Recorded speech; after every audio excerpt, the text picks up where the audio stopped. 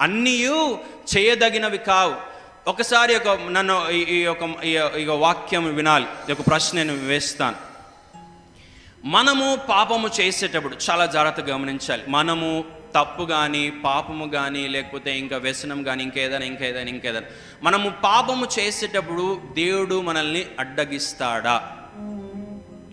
అడ్డగించడు. దేవుడు మనకు ప్రేరేపణ దయచేస్తాడు. అయ్యా నువ్వు చేయొద్దు అనేటువంటి నీ యొక్క మనసాక్షిలో, నీ యొక్క చెవులలో అది రింగ్ అవుతూ ఉంటుంది, నీ యొక్క మనసాక్షిలో అది నీకు గుచ్చుకుంటూ ఉంటుంది. అయినా కానీ మనం తప్పు చేసేస్తాం. దేవుడు వద్దని నిన్ను అక్కడ నీ చేతులు కట్టేయడం కానీ, లేకపోతే కాళ్ళు కట్టేయడం కానీ జరుగుతుందా? జరగదు. దేవుడు నిన్ను ఆటంకపరచడు.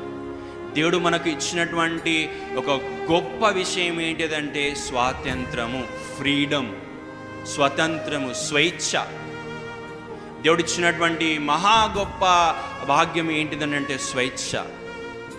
మనము పరలోక రాజ్యం వెళ్ళాలన్నా లేదన్నా మన చేతుల్లోనే ఉంది. మనం తప్పు చేయాలన్నా లేదా మన చేతుల్లోనే ఉంది. ఆ యొక్క వ్యసనాన్ని మనం దాసులకు కావాలన్నా లేదా అనేటువంటిది మన చేతుల్లో ఉంది. మన కుటుంబంలో మనం చక్కగా నడుచుకోవాలన్నా లేదా అనేటువంటిది మన చేతులు. ప్రతిదీ God has given utmost decision.